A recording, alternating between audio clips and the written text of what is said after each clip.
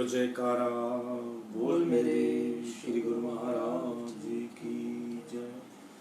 बोल साचे दरबार की जय। बोल नंदकंदवासी भगवान की जय। गुरु ब्रह्मा गुरु विष्णु गुरु साक्षात परमेश्वरा गुरु पारब्रह्म स्वामी गुरुदेव महेश्वरा। तमेव माता च पिता तमेव बंधु च सखा तमेव विद्या च जगत् तुमेव मम देव वंदो चरण सरोज गुरु मंगलाकार।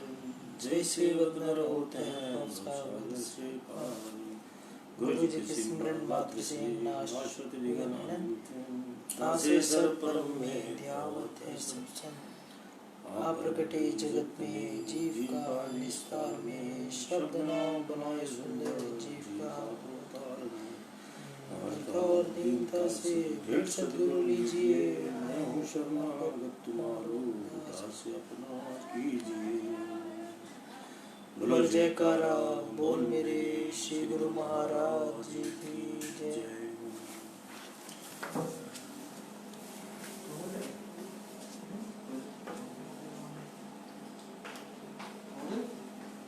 आज 23 अक्टूबर शुक्रवार 2020 अमृतवाणी सेवा ट्रस्ट नमो नमो युवा जागरण मंच की तरफ से तथा हरिहर सत्संग मंडल की तरफ से दैनिक सत्संग का हमारा जो कार्यक्रम होता है, जो 6 महीने से हम कर रहे हैं, आज अमृतमय वचनों से उसकी शुरुआत करते हैं। सभी अपनी मन की वृत्तियों को एकाग्र करते हुए बड़े ध्यान पूर्वक सुनिए, क्योंकि एकाग्रता से ही जो है वो आपके ये वचन अंदर बैठेंगे और एक भी वचन आपने अपने मन में धारण कर लिया तो समझो कि जिंदगी बदल गई।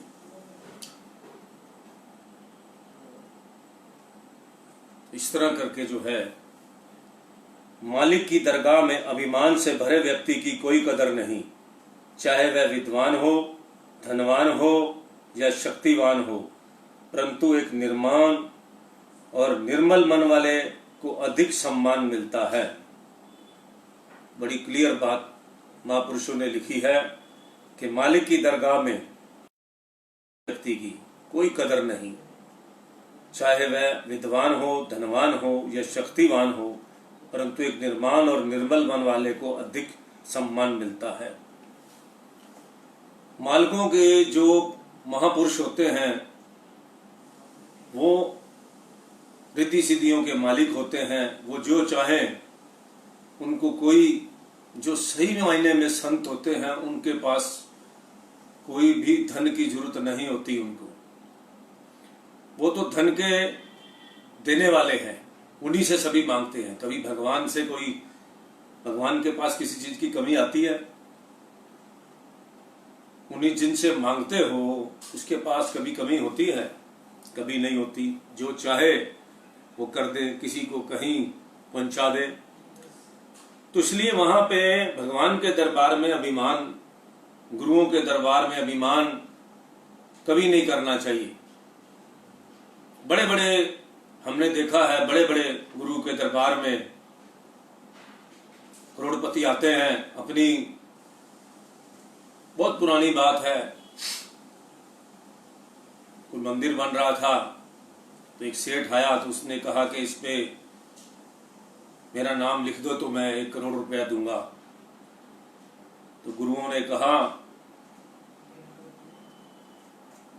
कि ये जो है, नाम तो असली जहां लिखना होता है वहां लिखते हैं, परम धाम में नाम लिखते हैं, यहां कोई नाम नहीं लिखा जाता। क्योंकि गरूर से आकर कोई आदमी इस तरह से किसी चीज को अपना कहना, आपने देखा होगा मंदिरों के अंदर या कहीं पे भी एक एक कुर्सी पर, चेयर पे, मैं जहां भी देखता हूं मंदिर में जाते हैं हम, उसमें कोई ऐसी चीज नहीं होती जिसके ऊपर भरा पड़ा होता है। बताओ ये कोई बात है? पंखा दान किया अपनी माँ के याद में, उस पर वो लिखा होता है पंखड़ी पर कि फलाने आदमी ने, इस एड्रेस वाले आदमी ने एक पंखा दान किया।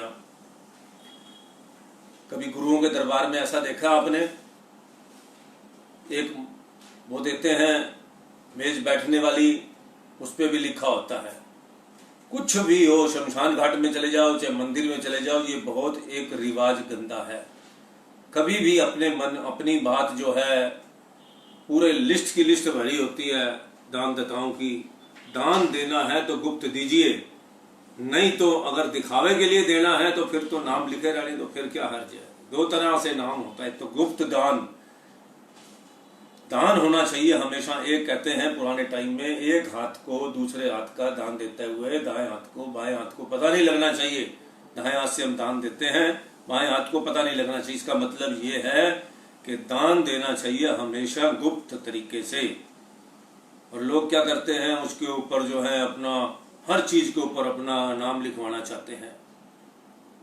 और जो है ये मंदिर इसने, ये जो है मूर्ति इसने दी, ये उसने दी, बड़ा सब मंदिरों में जाकर देखो, हर मूर्ति के नीचे कुछ ना कुछ एक प्लेट लगी होगी। तो ये चीजें जो है,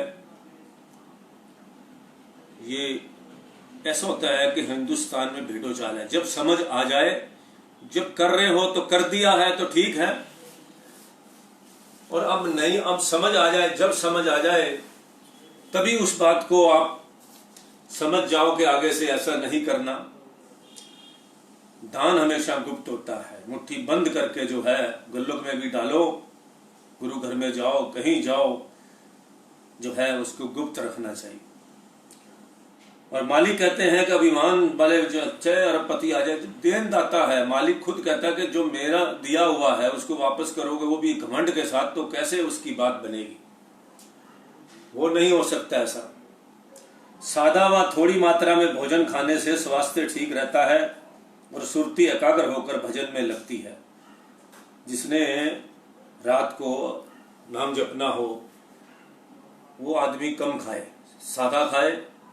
मसालेदार चीजें वैसे भी शरीर के लिए ज्यादा नुकसानदायक ही होती हैं। वो आपको इरिटेट करेंगी पेट को। आपने देखा होगा, कभी भी आप दूध, या पहले ये क्यों कहते थे दूध पी के सोइए, उसके लिए होता था कि जो मिर्च खाए हुए हैं, दूध जो है उसको बैलेंस कर देता है और पेट ठीक रहता है। जो है कभी भी रात को मिर्च मसाले वाले भोजन जब खाते हैं तो पूरी रात आपकी खराब हो जाएगी। और जिसको एसिडिटी बनती है उसके लिए तो जहर है ये चीजें जो हैं।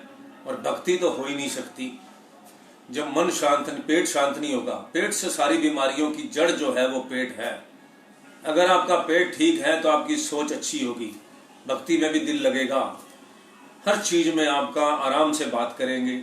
नहीं तो क्रोध भी अगर आता है ज्यादा, तो पेट जिसका ठीक नहीं रहता वो आदमी अपना आपको जांच करे, उसका पेट ठीक नहीं रहता, उसको क्रोध भी बहुत आता है और उसको एंजाइटी रहती है। पेट, जिसका पेट साफ नहीं होता उसको एंजाइटी की प्रॉब्लम होना अवश्य है। जो सिगरेट पीने वाले हैं उनका भी ऐसे ही होता है। कई लोग तो सिगरेट भी जो है बाथरूम में जाके, वो टॉयलेट में जाके पीते हैं। ये सारा खेल जो है वो पेट का है।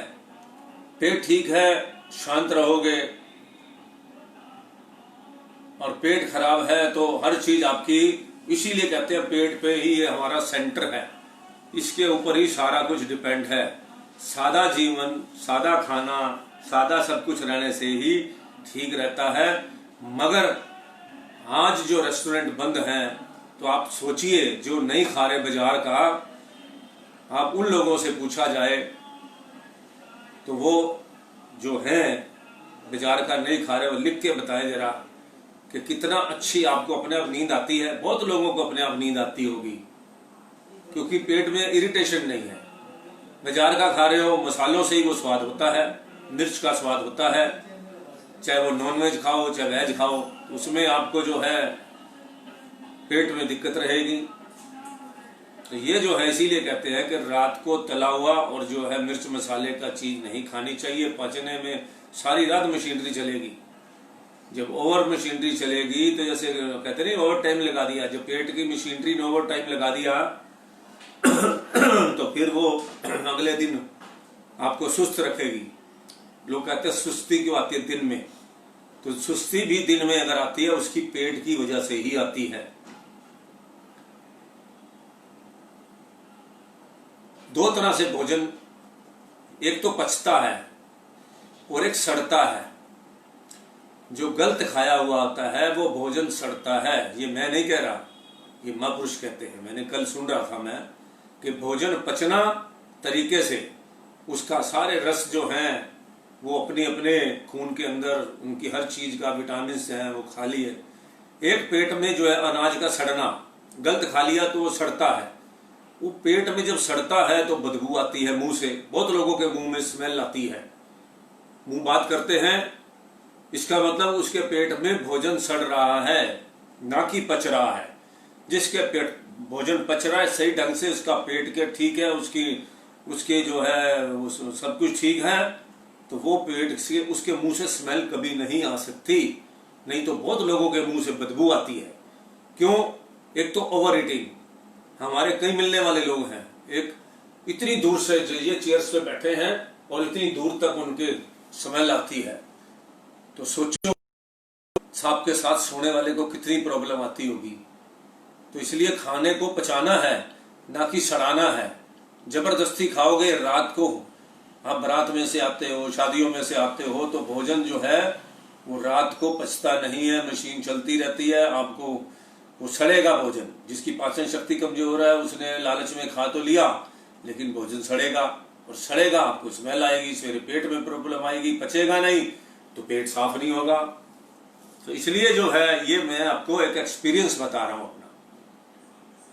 इतने साल के अंदर आदमी सब कुछ सीखता है, तो यही चीजें आपको भी समझनी चाहिए। आप मेरे से सीनियर भी हो सकते हो सुनने वाले, और जूनियर भी हो सकते हो। मैं भी सीख रहा हूं, आप भी सीखो। इसी तरह जो है मैं कोई संत नहीं, कोई गुरु नहीं, कोई कुछ नहीं, मतलब कि एक साधारण बात है। और साधारण इंसान क्या है कि हमारा जो चीज आपके पास होगी वो मेरे पास नहीं है, जो मेरे पास है वो शायद आपके पास ना हो। तो इसलिए हमने बचपन से सीखा, सत्संग सुना, हमने सारी जिंदगी जो है इस उम्र तक जो है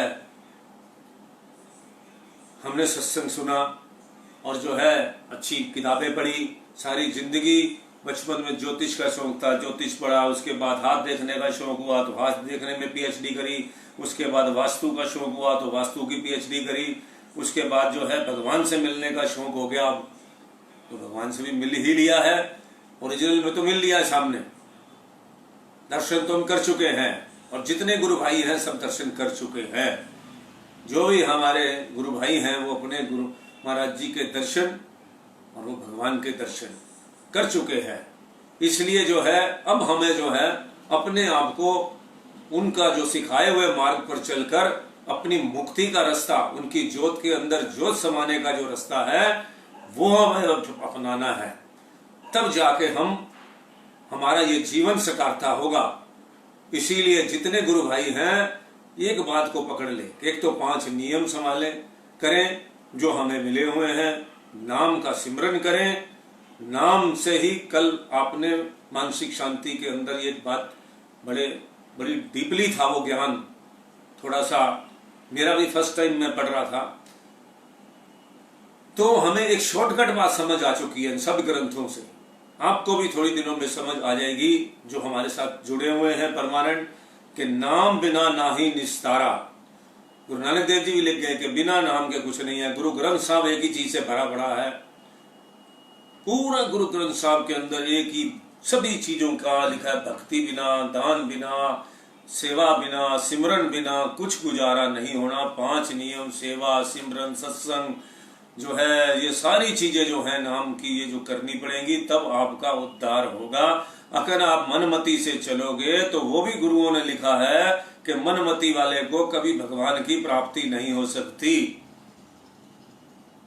अगर 5 नियम बनाया, एक नियम कमजोर भी पड़ जाता है तो तब भी आपका कहीं ना कहीं उस निस्तारा हो जाएगा।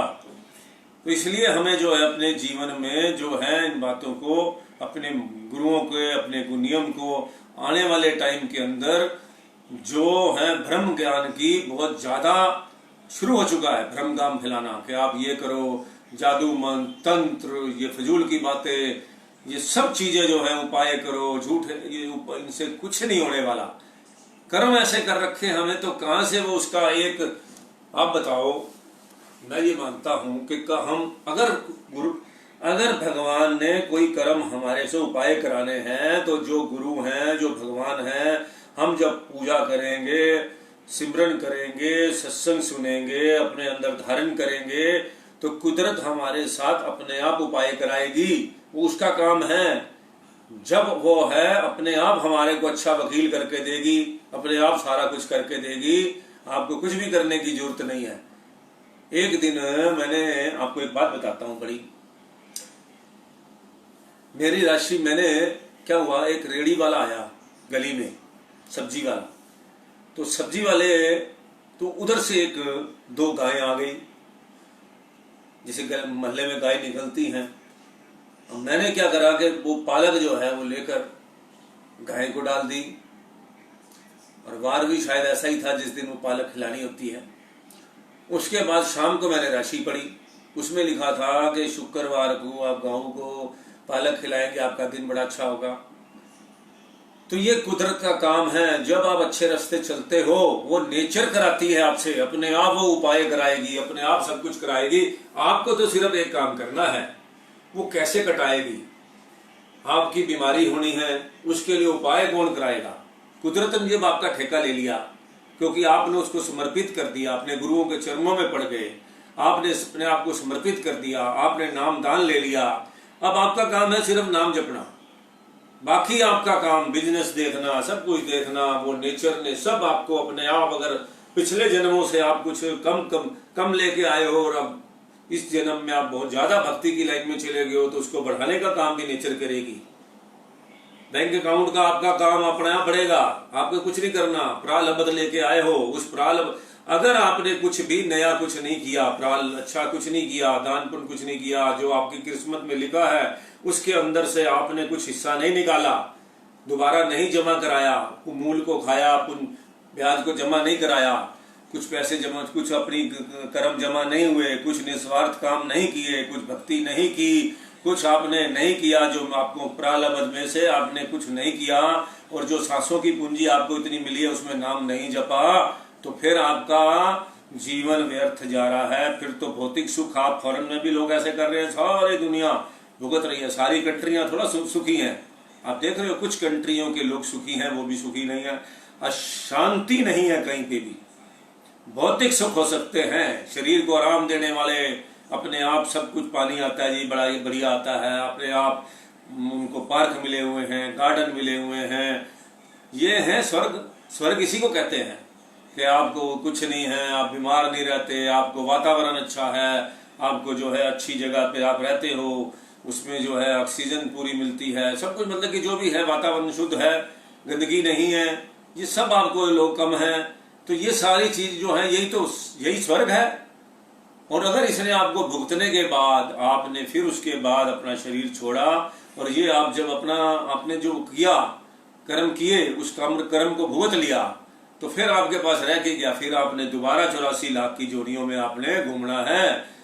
सच बता रहा हूं आपको, जब आपने निस्वार्थ काम नहीं किया, कोई चैरिटी नहीं की, कुछ नहीं किया, तो आपने फिर 84 लाख जोड़ियों में कुत्ता बिल्ली जो भी बनना है, वो आपका नेचर ने, आपका सिस्टम जो जोड़ा हुआ है वो सारा होके रहेगा। तो यदि मन में मालिक का भय है तो शेष सबसे निर्भय है, और यदि मालिक का भय नहीं है तो फिर यहाँ और वहां दोनों जगह भयभीत रह गए। अगर आपने इस जन्म में अपने मालिक से भय करके, अपनी मौत से डर के, अपना मौत से नहीं डरना चाहिए, लेकिन अपनी जो कर्म मालिक ने बताए हैं ना करने के लिए, उसको नहीं किया, मालिक से डर के वो काम नहीं किए, तो यहाँ भी आपको अगले जन्म में ना यहाँ आपको डर लगेगा। अगर आप नेचर के अनुसार चल रहे हो, अपने गुरुओं के आज्ञा के अनुसार चल रहे हो, तो आपको ना तो अब डर लगेगा, ना आगे डर लगेगा। आगे भी निर्भय होकर जाओगे, मरने से नहीं डरोगे। आप कहोगे कोई बात नहीं, जाना तो है ही है, परिवर्तन संसार का नियम है, गीता में भी लिखा हुआ है। आनंद। तो इसी तरह जो है शारीरिक कष्ट सहन करने की आदत डालो, ताकि कभी कोई महान कष्ट आ भी जाए तो मानसिक अवस्था ना बदले और सदैव मालिक का आभारी बना रहे।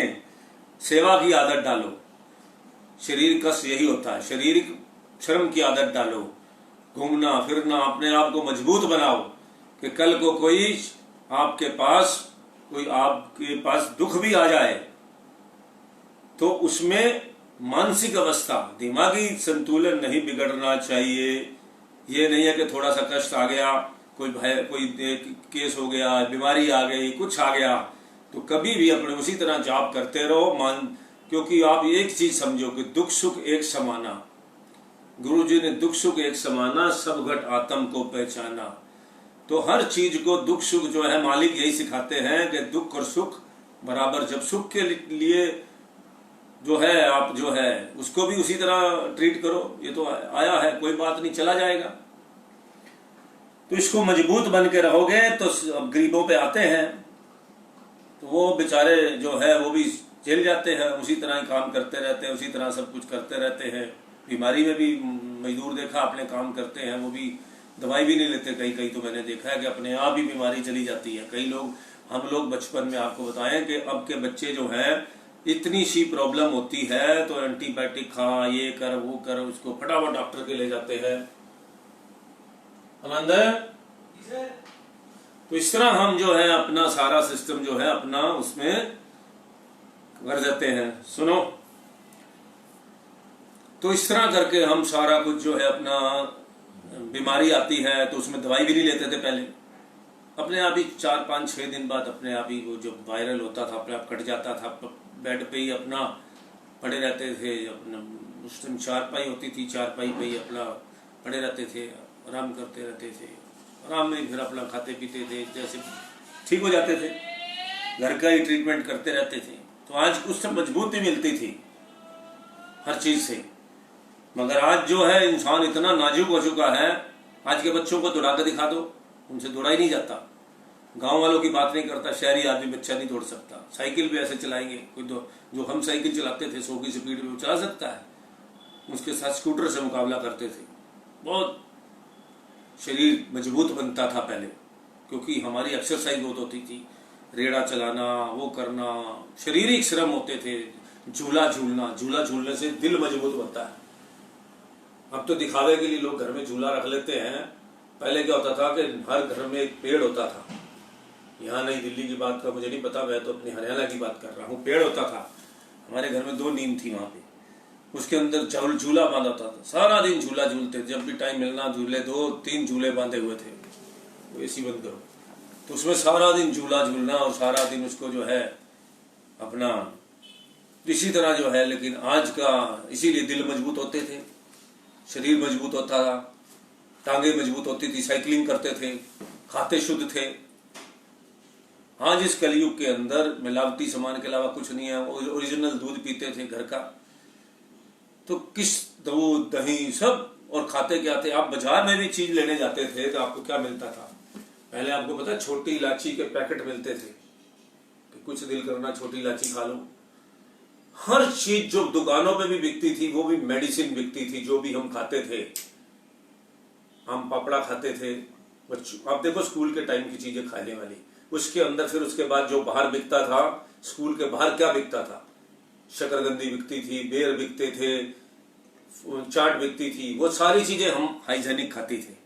हमारा सारा दिन, पूरा दिन पहले टाइम के अंदर सब चीजें, कोई ये कैंपा कुंपा तो बहुत रेयर बात होती थी, कभी कभी वीआईपी लोगों के लिए लाया जाता था, नहीं तो कंचे वाली बोतल ही पी जाते थे।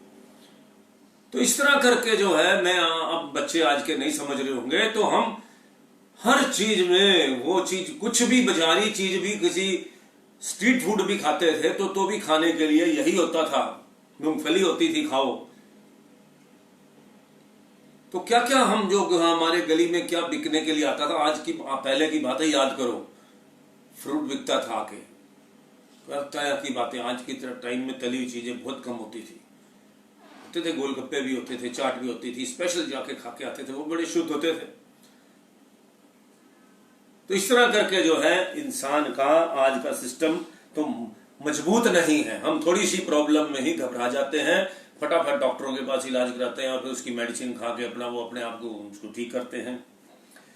और लेकिन देसी हिसाब से अगर देखा जाए तो अगर बुखार आया है तो बुखार में चलो ठंडी पट्टी करो, ये करो वो करो, अपने आप बुखार चला जाएगा। क्योंकि शरीर से जब तक आपके शरीर को पसीना आएगा तो उससे आपको पसीने से जो है उस शरीर के अंदर जितनी भी आपकी जहर है, जो गंदगी है, वो निकल जाएगी तो बुखार ठीक हो जाएगा।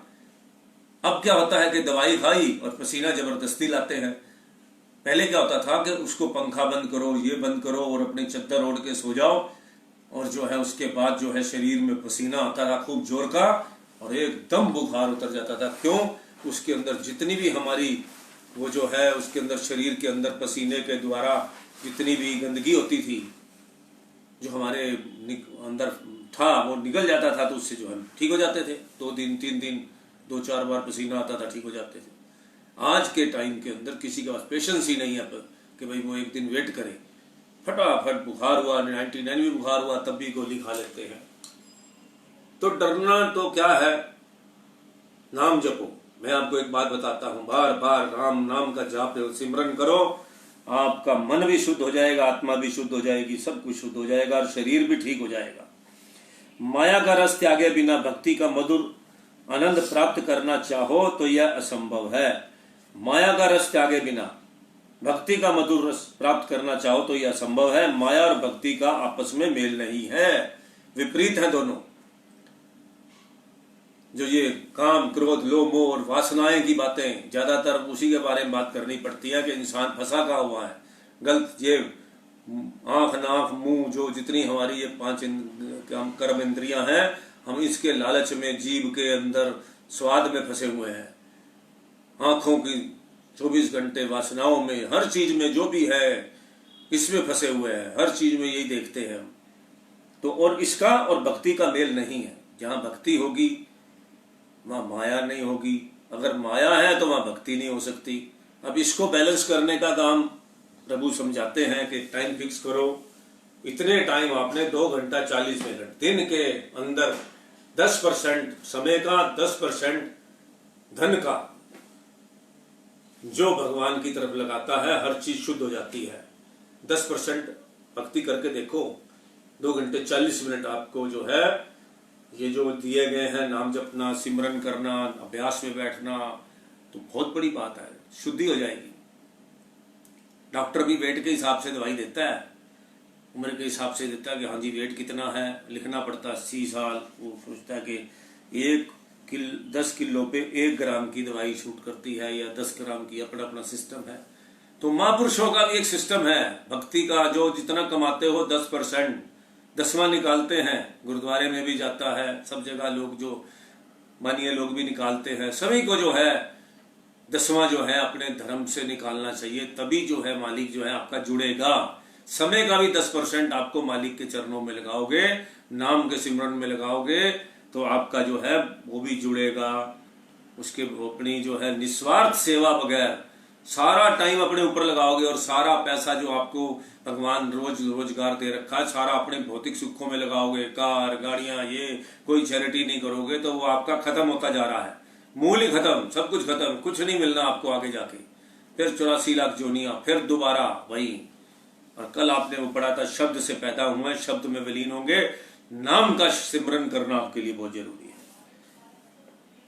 मान लो आज तक तुम्हारे शरीर को अच्छा भोजन, अच्छे वस्त्र देकर ठीक रखा, हो सकता है कि अभी अभी मृत्यु आ जाए तो शरीर धूली में मिल जाएगा, पर तुम्हारा क्या बना कि की हुई कमाई नष्ट हो गई। इसलिए शारीरिक सुख होते हुए परमार्थ का काम कर लेना चाहिए। आज मैं सोचूंगा मैं बड़ा फिट हूं, मुझे अभी भगवान का नाम जपने की क्या जरूरत है, जब मैं बूढ़ा हो जाऊंगा 70-80 साल में जाके हो जाऊंगा, तो कभी आपको आदत ही नहीं पड़ी भगवान का नाम जपने की, मन को रस कभी मिला ही नहीं है, तो आप उस रस की तरफ कहां जाओगे।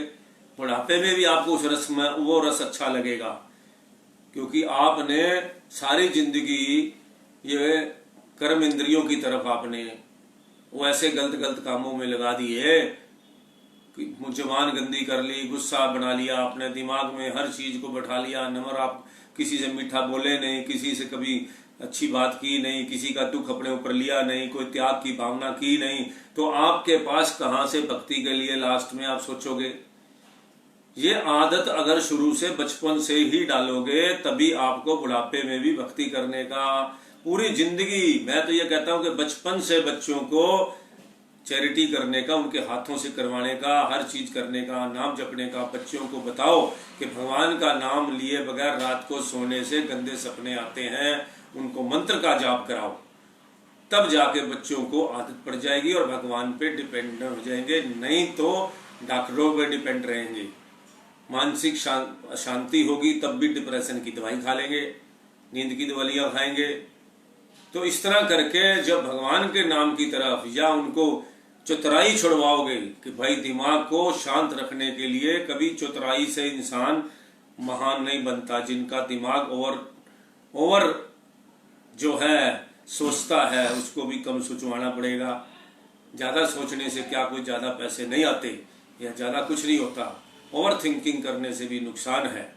अपने जो भी आदत बुरी लगे उसको एक उम्र तक जाके उस आदत को सुधार लेना चाहिए।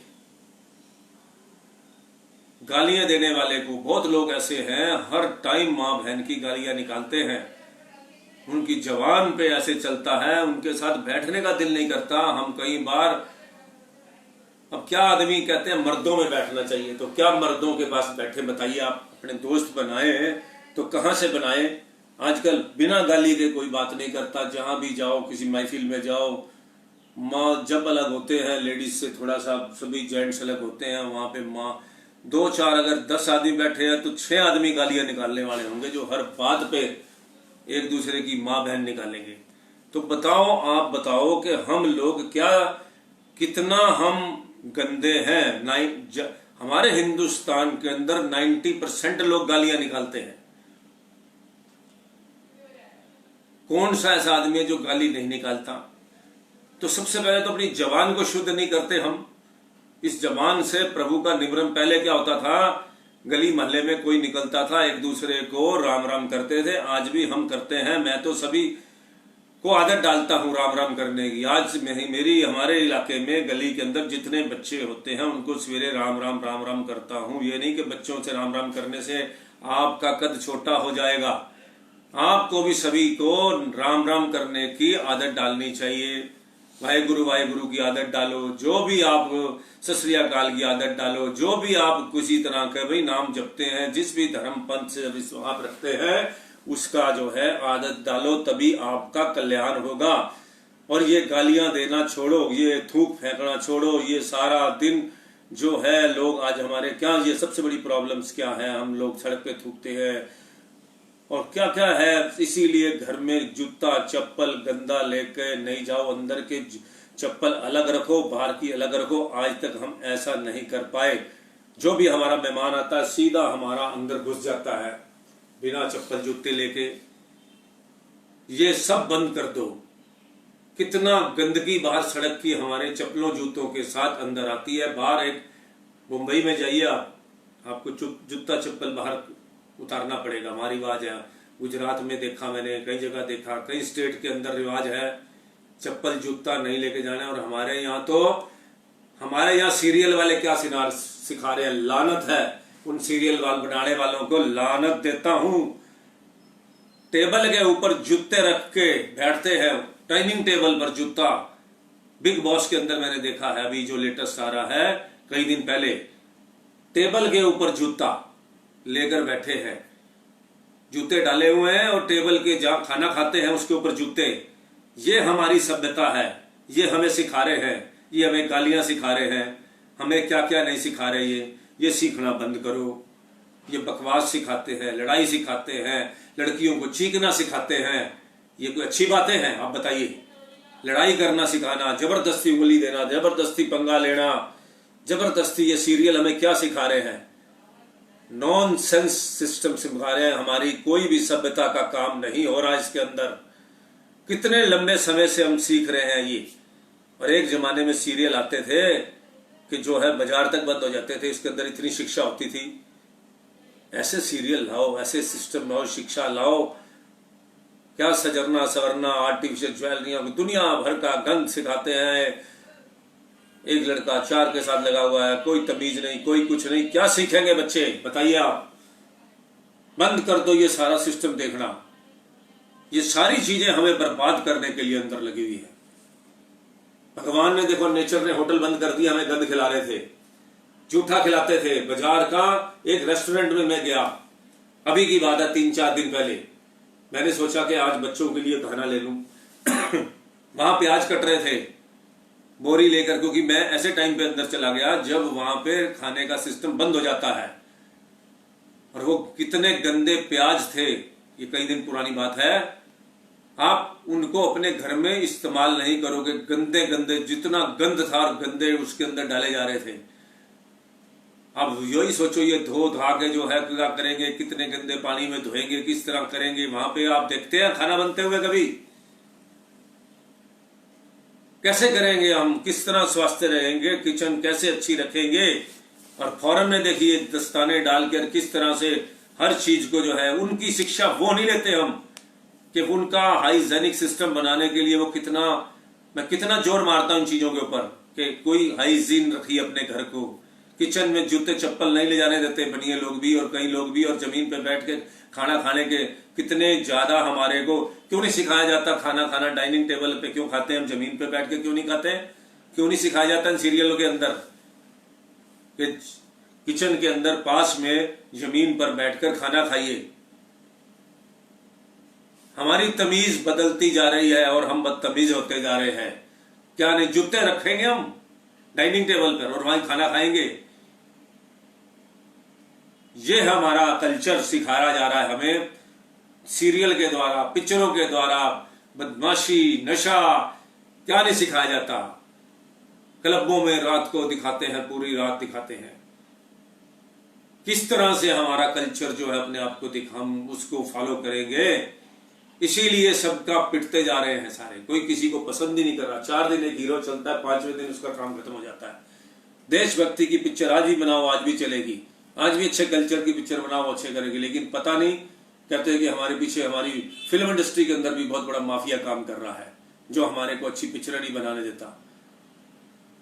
हमारे देवी देवताओं को जो है, जिसके अंदर जो है देखना ही नहीं चाहिए। हम कितने हम बेशर्म है, अपने देवी देवताओं की बदनामी होकर पिक्चरों के अंदर हम देखने जाते हैं, अपने संतों की बदनामी होकर देखने जाते हैं।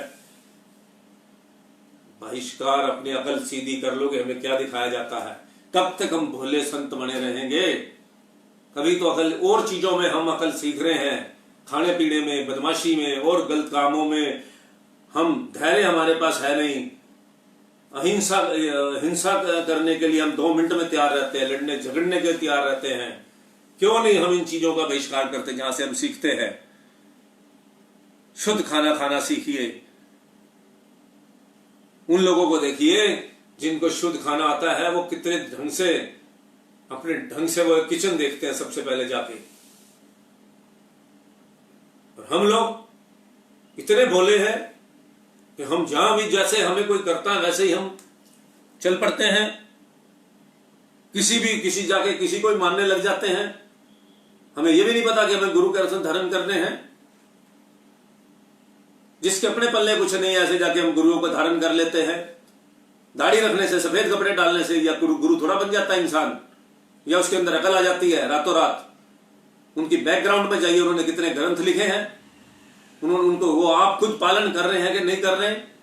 सिर्फ बड़े बड़े जाके जगहों को घेर कर और बड़े बड़े भाषण करके और पैसा इकट्ठा करके और सिस्टम को करके विदेशों से पैसा लाकर योग सीखने जाते हैं। सो योग सीखिए ना। जो मैं आपको, ये जो है हमारी, किसने आज तक कुंडलियां जागृत की हैं और किसी की कराई? सभी कहते रहे, जितने भी संत आए हमारे हिंदुस्तान के अंदर, वो ये कहते रहे कि जी हम आपको उड़ना सिखा देंगे, हम आप हमारे आश्रम में आइए, हम आपको पानी पे चलना सिखा देंगे, हम आपको ये सिखा देंगे। किसने सिखाया आप बताइए? किस संत ने हमें आकर पानी पे चलना सिखाया? किसने हमें आकर उड़ना सिखाया? क्योंकि किसी के पास, अपने पास ही टेक्निक नहीं है, किसी को क्या सिखाएंगे। किस संत ने हमें 10वें द्वार के अंदर पहुंचाया? कितने लोग हैं जो 10वें द्वार तक पहुंचते हैं? कंधराओं में ही बैठे होंगे जो असली भक्ति करने वाले हैं।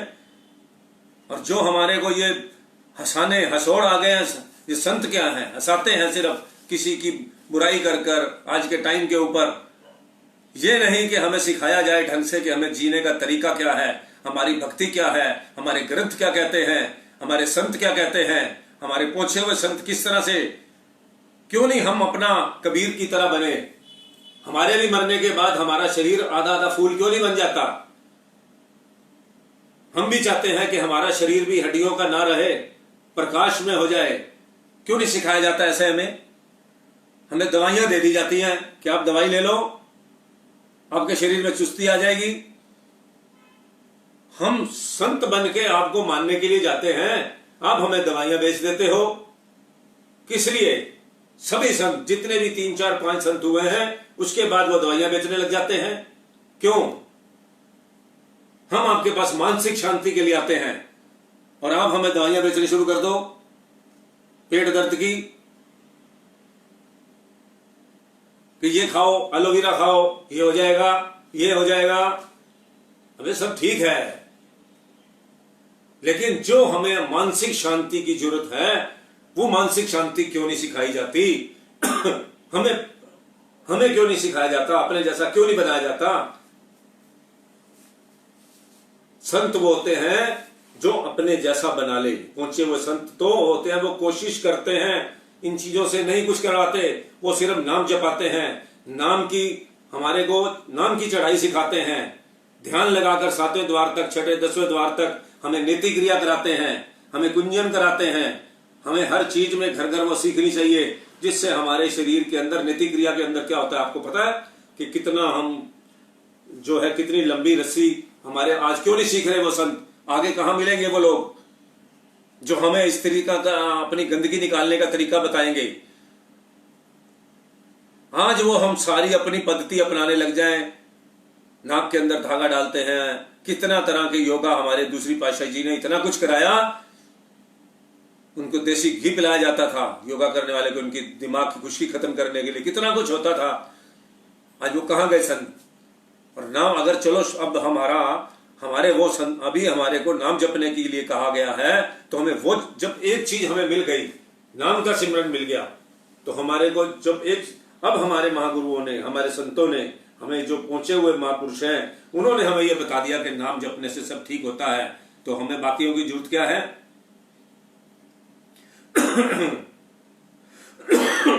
दुनिया का सबसे बड़ा ग्रंथ है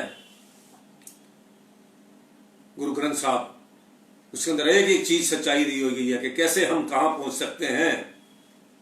कबीर दास जी ने हमें समझाया, भगवान कृष्ण जी हमें सब कुछ समझा गए, रामचंद्र जी ने मर्यादा पुरुषोत्तम सारा सिस्टम समझाया, मर्यादा में रहने का समाज में रहने की स्थिति हर युग के अंदर हमें समझाया गया। हम उनको छोड़कर फजूल के नावल और किताबें पढ़ते हैं और ये देखते हैं, सीरियल देखते हैं। जिन संतों के पास अपने पास कुछ नहीं, वो दूसरे को क्या देगा? अपने पास शांति नहीं, आप शांति की तलाश में घूमते हैं, वो हमें क्या देंगे? तो थोड़ा ज्यादा कह गए हैं, क्योंकि ये होता है मन में कि हमें भटकाया जा रहा है और हम भटकते रहेंगे सारी जिंदगी। कब तक हम भोले बने रहेंगे? कभी अंग्रेज लूट जाते हैं, कभी हमारे को मुगल लूट जाते हैं, कभी कोई लूट जाता है, और हम भगवान पर विश्वास रख के बैठे हैं, इसलिए हम बच जाते हैं। आपको एक बात पता होगा, हीरा जो है वो दुनिया में सबसे कम होते हैं,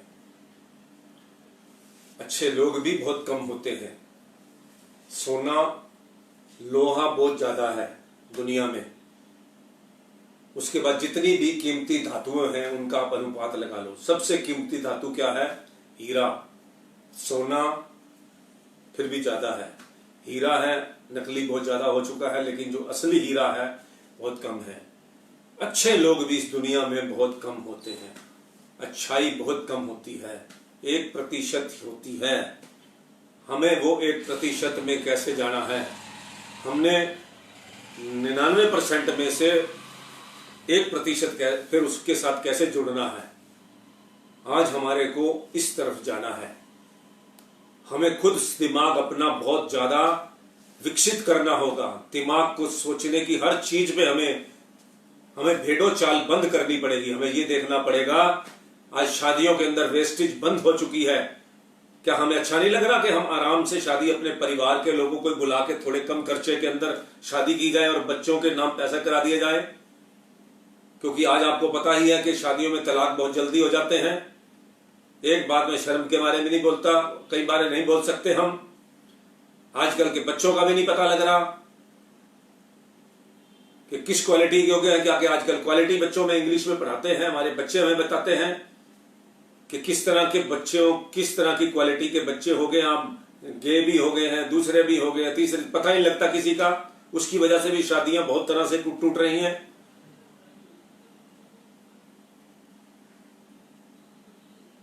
दाढ़ी मूछ रखने से इंसान वो नहीं हो जाता। इस तरह से जो है हमें बहुत ज्यादा अपने आप को, दिमाग को विकसित करना होगा। विकसित दिमाग बनाना पड़ेगा। हम अब बिना सोचे नहीं चल सकते। राक्षसी पद्धति को हमें छोड़ना पड़ेगा। हमें देवताओं वाली पद्धति को अपनाना पड़ेगा। राक्षस तो तब भी थे जब समुद्र का मंथन हुआ था। ये तो हमें चुनना है कि हमें कौन से रास्ते में जाना है। जो गुरु महाराज जी हमारे रास्ता दिखा रहे हैं, बड़े संत दिखा रहे हैं, उन मार्गों पर चलना है जो हमारे इष्ट देव हमारे चलते आए हैं, या उन मार्गों पर चलना है जो रावण और कंस ने काम किए थे। हिरण्यकश्यप ने जो काम किया था, अपने आप को भगवान समझना, पैसे वालों को अहंकार में चलना है, घमंड में हमें अपनी जीवन बनाना है। आजकल के बच्चों के अंदर कितना घमंड है। आप देखते हैं रात को किस तरह से गाड़ियां चलाते हैं, दिन में जब बच्चे को जैसे छूट माँ बाप से मिलती है और किस तरह से वो अपना व्यवहार करते हैं। हमें अपने बच्चों को समझाना पड़ेगा। इस देश को हिंदुस्तान बनाना पड़ेगा। इस नई रचना को बनाना पड़ेगा, तभी हम सभी से आगे बढ़ सकते हैं। हमारे प्रधानमंत्री हमें बहुत ज्यादा हर चीज में आगे बढ़ाने की कोशिश करते हैं, लेकिन हम कहाँ हैं। इसलिए जो है आज हमारा ये भी नहीं पूरा हो पा रहा। सतगुरु की सेवा में और उससे प्रेम करने में जो समय व्यतीत हुआ है वही सफल है, शेष निष्फल है। जिसकी सतगुरु के चरणों में प्रीत नहीं है और उसका भय नहीं है, वह भक्ति मार्ग में स्थिर चित्त नहीं रह सकता। हे सेवक, तुम अपने आप से पूछो तो सही कि यदि सेवा भक्ति की कमाई ही नहीं करनी थी तो तुमने संसार का त्याग ही क्यों किया। ये उनके लिए है जो शरीर संसार से अपना वो बन जाते हैं। हे सेवक, तुम अपने आप से पूछो तो सही कि यदि सेवा भक्ति की कमाई नहीं करनी थी तो तुमने संसार का त्याग क्यों किया। जो संत बन गया उनके लिए बात है। जब सेवक बने हो तो सेवक धर्म को पूर्णता निभाओ। एक मनुष्य के अंदर विकार चाहे कितने ही हो, परंतु उस पर विजय पाने के लिए यदि वह हर वक्त प्रयत्नशील है तो एक दिन उसका विकारों से छुटकारा हो जाएगा और यह मालिक का प्रेमी बन जाएगा। जिसने कोशिश शुरू कर दी अपने विकार दूर करने के लिए, अपनी कमियां दूर करने के लिए, वो एक दिन उसके अंदर कमियां दूर होकर रहेंगी। हिम्मते मर्द मद दे खुदा। जो बुरी आदतें तुम्हें दूसरों की अच्छी नहीं लगती उन्हें अपने में से भी निकाल दो। हम दूसरों को आदतें कहते हैं ये गंदी है, पहले अपने अंदर झांको के वो भी उसकी, हमारे पास भी तो गंदी आदतें हैं, वैसी आदत हमारे पास भी है, उसको भी निकालें। बुराई से बचने के लिए स्वयं से जबरदस्ती करो। मन माने या ना माने तुम भलाई के कार्य करते रहो। यह विश्वास करो कि जैसे तुम सबको देख रहे हो वैसे ही वे तुम्हें देख रहे हैं। सदगुरु और गुरुमुखों के दर्शन से जो प्रसन्नता प्राप्त होती है वह प्रमाण रहित है। सदगुरु की सारी कार्रवाई हर समय सेवक की भलाई व आत्मिक उन्नति के लिए होती है। सेवक को वह ही अच्छा आज्ञा प्रदान करते हैं जिसकी सेवक की भलाई निहित हो, परंतु अज्ञानता से सेवक यदि उसकी आज्ञा पूरी तरह नहीं मानता तो इस प्रकार सेवक को हानि की ओर जाते देख उसको खेद होता है, उनको खेद होता है।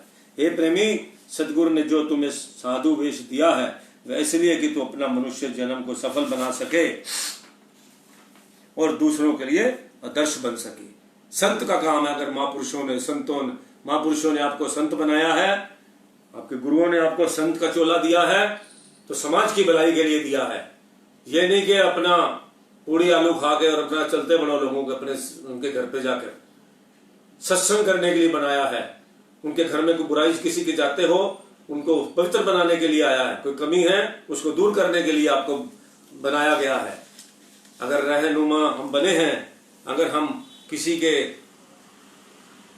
हमें मालिक ने बनाया है, तो हमें जो है इस चीज पे ध्यान देना चाहिए।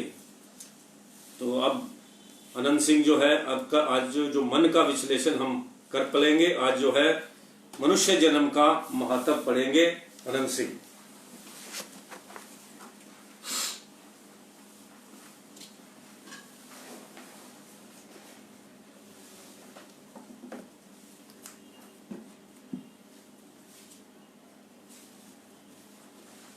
सत्संग, मानुष जन्म का महत्व। जीवात्मा को यह मानुष जन्म किस लिए मिला है, इस बात का विचार करना है। मनुष्य संसार में किस प्रयोजन से आया है और क्या कर रहा है, तनिक विचार करें तो मालूम होगा कि मानुष जीवन केवल भक्ति की कमाई करने के लिए प्राप्त हुआ है। जैसे कि फकीरों ने कहा है, आदमी आमद बराए बंदगी, जिंदगी बेबंदगी शर्मिंदगी, हवाए बंदगी आवुर्द दर वजूद मरा, वगरना जौके चूनी आमदन नबूत मरा।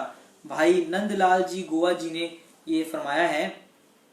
यह विचारवानों और गुरुमुखों का कथन है कि एकमात्र भक्ति की कामना ही हमें इस संसार में ले आई है। संसार यात्रा करने और मनुष्य तन धारण करने का कोई अन्य प्रयोजन नहीं था।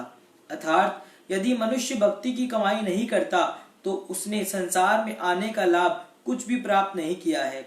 इस बहुमूल्य मानव जीवन में जो भक्ति का अलभ्य लाभ प्राप्त करना संभव है, वह किसी अन्य योनि में नहीं मिलता। यह जन्म केवल भक्ति हेतु ही प्राप्त हुआ है। सत्पुरुषों की वाणी है, भई परापति मानुक देहुरिया, गोविंद मिलन की ई तेरी बरिया, गोविंद मिलन की ई तेरी बरैया, अवरी काज तेरे किते ना नाम, मिलू साध संगति भजू केवल नाम, सरंजामी लागू भवजल तरन के, जन्मू वृथा जात रंगी मैया के, जपू तपू संजमू धर्मू न कमाइया, सेवा धाम न जानिया हरियाइया, कहूँ नानक हम नीच कर्मा, सरणी परे की राखू शर्मा। गुरवाणी में वर्णन है। अभिप्राय यह कि मानव जन्म में ही मालिक से मिलने का यत्न किया जा सकता है। यह जन्म किसी अन्य प्रयोजन के लिए प्राप्त नहीं हुआ, प्रत्युत इसका अन्य प्रयोजन के लिए प्राप्त नहीं हुआ, प्रत्युत इसका लाभ केवल यही है कि मनुष्य संतों की संगति में जाकर नाम की कमाई करे। माया की संगति में यह जन्म व्यर्थ हुआ जा रहा है, इसलिए अभी से भवसागर तरने का उपाय कर लेना चाहिए।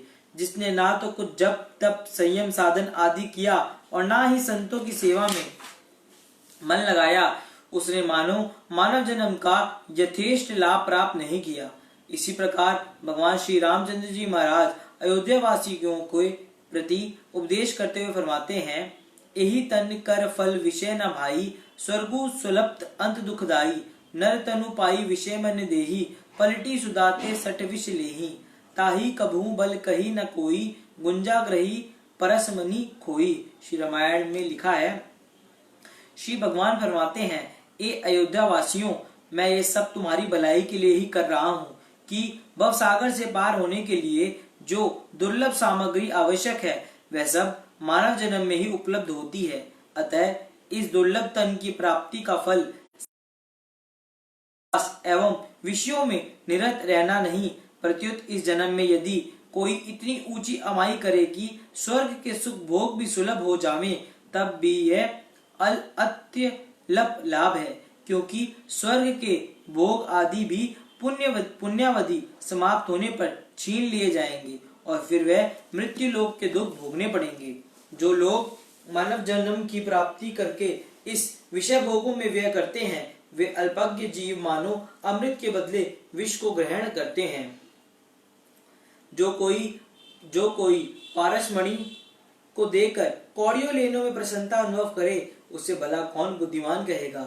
जीव तो अविनाशी है, किंतु अपने आप से भूलकर 4 खानी और 84 लाख योनि में भटकता फिर रहा है तथा निरंतर काल कर्म स्वभाव तथा गुणों के प्रभाव में तथा माया से प्रेरित होकर योनियों में चक्कर खाता रहता है। जीव की ऐसी दीन दशा देखकर मालिक उस पर दया करके उसे मानुष तन प्रदान करता है जो कि भवसागर से पार होने के लिए नौका की भांति है।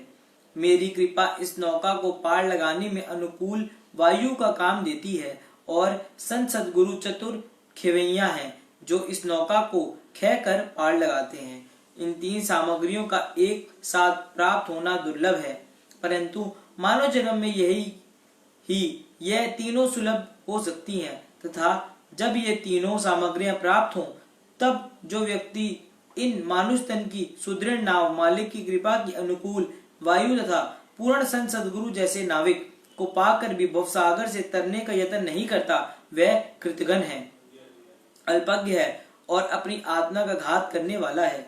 कथा है, किसी व्यक्ति ने एक महात्मा पुरुष की सेवा मन लगाकर की। कुछ काल तक चित्त से सेवा करने पर महात्मा जी उससे अति प्रसन्न हुए और उन्होंने उसे एक पारसमणि देकर कहा, लो, ये अति दुर्लभ पारसमणि है। इसका गुण यह है कि इसके स्पर्श करने से लोहा सोने में बदल जाता है। 1 सप्ताह तक के लिए यह मणि तुम्हें दी जाती है। इस अवधि में जितनी मात्रा में चाहो लोहे को सोना बना लो। 7 दिनों के बाद यह पारस तुम से वापस ले लिया जाएगा। इतना कहकर महात्मा जी चले गए और उसे फिर एक बार सचेत करते गए कि 7 दिन व्यतीत होने पर हम आकर पारसमणि ले जाएंगे, इससे अधिक समय नहीं दिया जाएगा। ये समझकर महात्मा पुरुष तो चले गए। उधर उस प्रेमी ने बाजार में जाकर लोहे का भाव पूछा। उसे कुछ महंगा प्रतीत हुआ। उसने सोचा, अभी तो 7 दिन की अवधि है, संभव है कल परसों तक लोहे का भाव गिर जाए, तब एकदम से ढेर सा लोहा खरीद कर सोना बना लूंगा। अगले दिन भाव पूछा तो और भी महंगा था। तीसरे दिन फिर कुछ पूछा किंतु भाव अभी तक चढ़ा हुआ था। इसी प्रकार निरंतर 7 दिन तक वह नादान भाव के मंदे होने की प्रतीक्षा करता रहा और कुछ भी सोना ना बना सका। अंततः सप्ताह पूरा हुआ। वचन अनुसार महात्मा जी आए और उसे ज्यों का त्यों दीन दरिद्र देखकर अति चकित हुए। उन्होंने पारसमणि लौटाने को कहा तो प्रेमी रोने और सिर धुनने लगा कि हाय, मैं तो गफलत में मारा गया और पारस से कुछ लाभ प्राप्त न कर सका। गिड़गिड़ाकर उसने महात्मा जी से विनय की कि कुछ दिन की मोहलत और दे दीजिए। तब महात्मा जी बोले, अरे नादान, हमने तो तुझे पारस प्रदान किया था, परंतु तू वही दरिद्र का दरिद्र ही रहा। यह देखकर हमें आश्चर्य होता है। 1 सप्ताह की अवधि तो बहुत बड़ी है।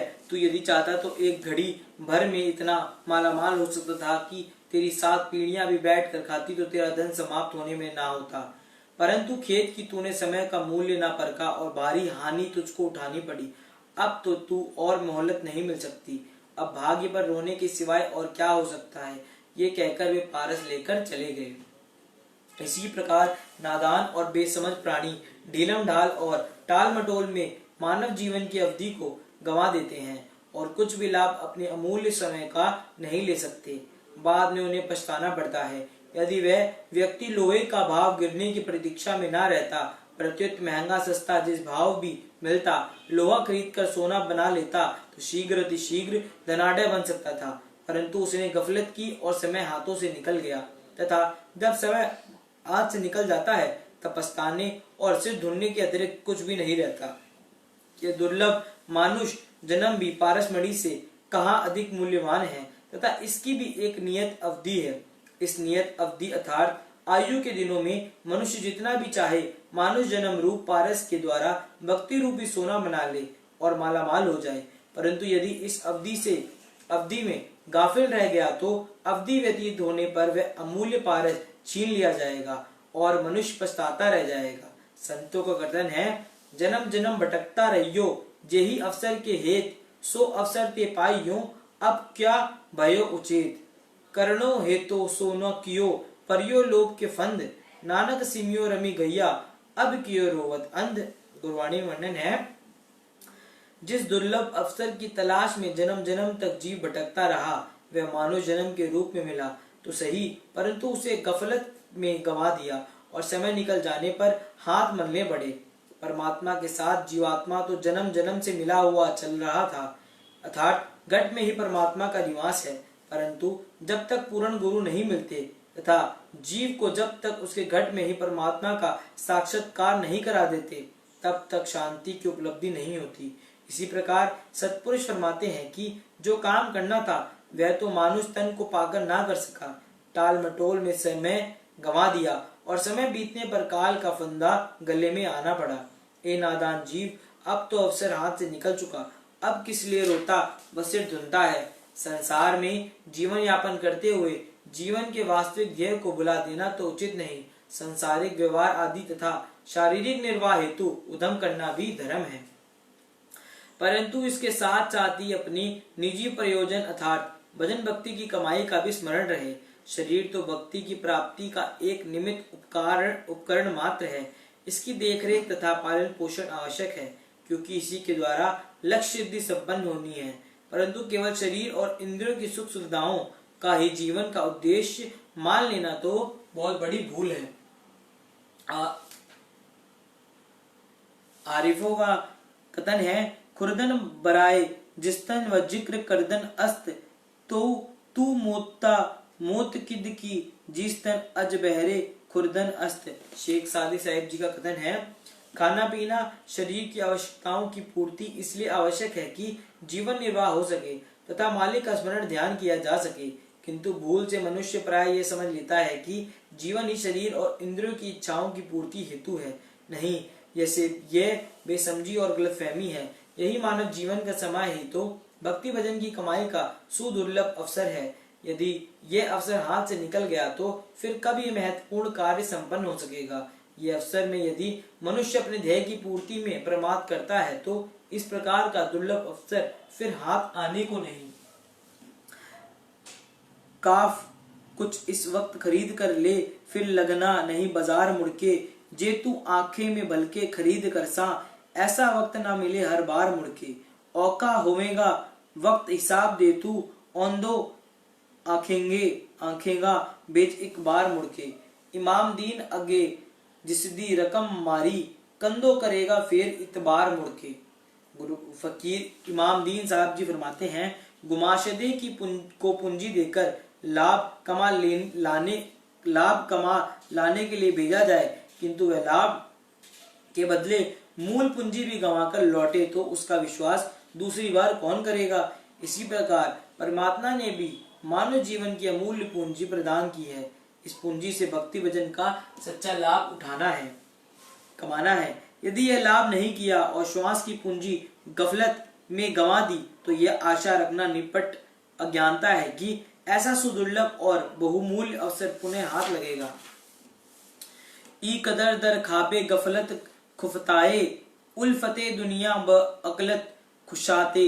मौलानी रूमी साहिब जी फरमाते हैं, फकीरों का कथन है कि इंसान तू गफलत की नींद में इस कदर बेसुध पड़ा सोया है और जगत के मिथ्या मोह ने तेरी बुद्धि को इस सीमा तक निष्प्राण कर दिया है कि तुझे अपने मूल्यवान समय के नष्ट होने का आभास तक नहीं होता। इतना प्रमाद तो उचित नहीं। मनुष्य माया के अंधकार में भटकता फिर रहा है, ना इसे सन्मार्ग सूझता है, ना ही भले बुरे तथा लाभ हानि का पता चलता है। इस प्रकार के प्रमाद को संतों ने मोह निद्रा का नाम दिया है। जब तक मनुष्य मोह निद्रा से जागृत नहीं होता तथा जब तक इसका प्रमाद नष्ट नहीं होता, इसे यह आभास नहीं हो सकता कि इसका कितना मूल्यवान समय निरर्थक बीता जा रहा है। सत्पुरुष चिताते हैं कि गफलत और मोह की इस निद्रा से जागकर अपना काम बना लो। लालदास उठ भजन कर, आलस ऊंग निवार, रच बेगाना कारज अपना, दिन से लेऊ संवार। वो साईं लालदास जी फरमाते हैं कि सामान अथवा औजार से अपना काम बनाना हो तो कौन अपना काज संवारना नहीं चाहेगा। इसी प्रकार यह मानुष तन तो मानो अपने काम बनाने के लिए बेगाना औजार मिला है, क्योंकि यदि विचार कर देखा जाए तो यह शरीर काल का ग्रास है। यह मनुष्य का अपना ही नहीं जो इसका मोह किया जाए। भौतिक शरीर को तो अंततः काल छीन ले जाएगा। इसी प्रकार अन्य समस्त सांसारिक सामग्रियां पदार्थिक भी काल के ही समान है। इन सब की सहायता से यदि भक्ति की प्राप्ति तथा आत्मिकोन्नति को शुभ कर्म शुभ कार्य सिद्ध होता है तो फिर उसमें आलस्य और प्रमाद क्यों किया जाए। यही अवसर है, इस सुअवसर में जो कुछ कर लिया सो लाभ है, अन्यथा बाद में कुछ नहीं हाथ आएगा। मानव जीवन की का महत्व शुभ कर्म करने और बंदगी का लाभ प्राप्त करने से ही है। यह नहीं तो जीवन का मूल्य और महत्व कुछ जाएंगे, वैसा ही तो फल मिलेगा। जैसा कि आरिफों ने कहा है, आरिफों का कथन है, शेख सादी साहब का कथन है कि ये मनुष्य शुभाशुभ कर्म के फल से कभी गाफिल मत रहे, क्योंकि भूमि में गेहूं बोने से गेहूं पैदा होता है और जौ बोने से जौ की ही फसल उगेगी। ऐसा कभी सोच कर नहीं कि जो बोया जाए और गेहूं का फसल तैयार हो, जैसी करनी वैसी भरनी, जेहा बीजे सो लुणे कर्मा संदड़ा खेतु। अर्थात मनुष्य कर्म क्षेत्र में जैसा बीज बोएगा उसी का फल निश्चय प्राप्त करेगा। अन्य शब्दों में यही कि जिस प्रकार का जीवन बनाने की इच्छा हो वैसे ही कर्म का बीज बोया जाए। यदि जीवन को शुभ, पवित्र एवं सुंदर बनाने की इच्छा है तो मानव तन की भूमि में शुभ कर्म एवं भजन भक्ति का बीज बोने का यही सुअवसर है। यही अवसर हाथ से निकल गया तो फिर कुछ भी ना बन सकेगा। जैसे कि मगधर मास में जिन्होंने अपने खेत में बीज बो दिया वे निश्चय ही वैसाख में फसल भी प्राप्त करेंगे, परंतु जिन्होंने आलस्य एवं गफलत में समय व्यतीत कर दिया उनके हाथ पल्ले कुछ भी नहीं पड़ेगा। जिन्होंने आक और बबूल के पौधे लगाए उन्होंने अंगूर का फल कहाँ से मिलेगा। अर्थात प्रकृति के अटल नियम अनुसार जो जैसा बीज बोता है वैसा ही फल पाता है। इस जन्म में जिस प्रकार के कर्मों का बीज बोया जाएगा वही अगले जन्म के भाग्य के रूप में तुम्हें मिलेगी। सभी वेद शास्त्र इस सत्य को साक्षी मानते हैं। अतएव सदा शुभ कर्म करने का ही चिंता करनी चाहिए। अतएव गुरुमुख हमेशा कर्म विधान के अटल नियम को दृष्टिगत करते हुए सचेत रहते हैं, परंतु मनमुख जीव के परिणाम की चिंता न करते हुए मनमाना आचरण करते हैं। अंतकाल में अपने संतमुख तो वही आएंगे, वे फल प्राप्त होगा जो कुछ जीवन काल में किया गया। तभी तो लिखा है, आए हैं सो जाएंगे राजा रंग फकीर, एक सिंहासन चढ़ी चले एक बांधे जात जंजीर। श्री कबीर साहिब जी फरमाते हैं कि जो भी इस संसार में आए हैं वे चाहे राजा हैं अथवा रंग, सबके लिए जगत में कूच करना अनिवार्य है। अंतर केवल इतना होगा कि जिन्होंने भक्ति की कमाई की, शुभ कर्मों की पूंजी एकत्र की, वे उज्जवल मुख हो कर मालिक के दरबार में विमानों पर सवार होकर जाएंगे, तथा दूसरे वे लोग जिन्होंने पूरी आयु और शुभ कर्मों में व्यतीत कर दी वे अपराधी के रूप में जंजीरों से बंधे हुए प्रस्तुत किए जाएंगे। यही कर्म विधान है जो अनिवार्य सबके सम्मुख आता है। भगवान श्री कृष्णचंद्र जी ने भक्त अर्जुन को यही न्याय की बात कही है कि इस संसार में पूर्वकृत शुभ कर्मों से ही मानुष जन्म मिला है। पूर्वकृत कर्मों का फल तो प्रारब्ध के रूप में मिल गया, परंतु भविष्य का उज्जवल बनाने के लिए क्रियामण कर्मों का भी विशेष महत्व है। क्रियामण कर्म भी दो प्रकार के हुआ करते हैं, एक सकाम अर्थात कामना सहित किए गए कर्म और दूसरे निष्काम अर्थात कामना रहित कर्म, फल की इच्छा का भी त्याग करके कर्म। सकाम कर्म चाहे साकार कर्म चाहे शुभ कर्म शुभ ही क्यों ना हो, उसमें फल की वांछा निहित होने से वह जीवात्मा को स्वार्थ तथा सुप्रिया का जंजीरों में बांधने वाला है। विपरीत इसके निष्काम कर्म कामना रहित होने से मोक्ष का हेतु है। अतएव सदैव निष्काम भाव को प्रधान रखते हुए सब प्रकार का संबंध स्पृहा तथा स्वार्थ रहित कर्म करने में तत्पर रहना चाहिए। गीता में प्रतिदिन निष्काम कर्म योग्य है, जिसका उपदेश भगवान श्री कृष्णचंद्र जी ने भक्त अर्जुन को इस प्रकार दिया है। फेल से दिल बस्तगी वाजिब नहीं तेरे लिए, फर्ज की तकमील कर ख्वाहिशिला को छोड़ दे। कामयाबी और नाकामी को यकंसा जान ले, आरिफों की जिंदगी कटती है इत्मीनान से। जब तू नादानी की दलदल से रिहाई पाएगा तेरे दिल से नक्शे मनकूलात को मिट जाएगा। जब तेरी यकूस तवज्जो को करार हो आएगा, अकल गुम हो जाएगी, दीदार होगा जात का। गीता में लिखा है, हे अर्जुन, तेरा कर्म करने में ही अधिकार होवे, फल में नहीं। तू कर्मों के फल की वासना वाला भी मत हो तथा कर्म न करने में भी तेरी प्रीति ना होनी चाहिए। आसक्ति को त्याग कर सिद्धि असिद्धि में समबुद्धि होकर योग में स्थित हुआ तू कर्म कर। यदि यही समतत्व भाव ही योग कहा जाता है।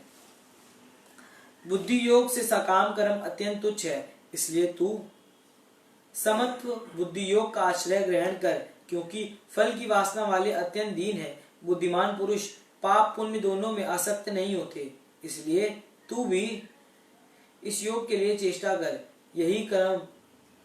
यही कर्म बंधन से छूटने के लिए एकमात्र उपाय है,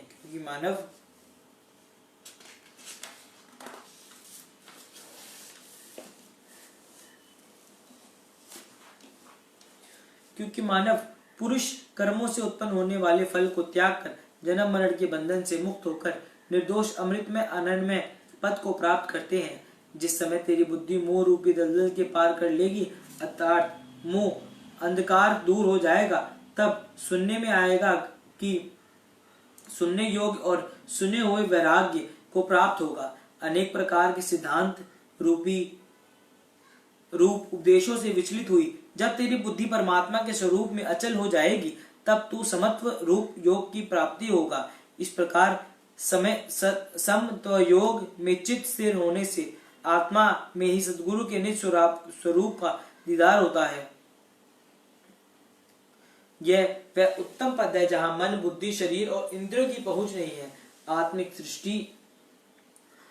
सृष्टि इन सब से परे है। जैसा कि भगवान श्री कृष्ण चंद्र जी ने कहा है, आलमे एहसास के बरतार आज़मे एहसास से बरतर है दिल की कयानात, दिल से बरतर अकल और अकल से बरतर है जात। इस शरीर से तो इंद्रियों को परे कहते हैं, इंद्रियों से परे मन है, मन से बुरे बुद्धि है, और जो बुद्धि भी अत्यंत परे हैं वे आत्मा है। जब तक सुरती शरीर और इंद्रियों की आसक्ति में रहती है, तब तक वह पिंड देश में निवास करती है और अहम मनमानता के अधीन है। परंतु जब सुरती शरीर और इंद्रियों की आसक्ति को त्याग कर इनसे पर ब्रह्मांड देश में जा पहुंचती है, तो आत्मा की परिधि में पहुंचकर वह सब प्रकार से बंधन मुक्त तथा शांति रहती है। वहां न मोह माया की पहुंच है, न शरीर और इंद्रियों की आसक्ति व काल का बंधन है। ये वहां किसी प्रकार का चिंता नहीं है। जब तक सुरती पिंड देश में फंसी है, तब तक जगत के समस्त भोग पदार्थ, ऐश्वर्य एवं मान बढ़ाई के प्राप्त होते हुए भी आत्मिक शांति का भाव रहता है। संतों का कथन है कि सकल सृष्टि को राजा दुखिया, हरि का नामू जपत होई सुखिया। संपूर्ण सृष्टि का साम्राज्य, धन वैभव आदि उपलब्ध होते हुए भी राजा सुखी नहीं, अति दुखी है, क्योंकि वह नाम भक्ति से हीन है। इसकी अपेक्षा नाम भक्ति की कमाई करने वाला रंग भी सुखी है। यदि सुख की चाह है तो वह नाम भक्ति की कमाई से ही प्राप्त कर लेगा।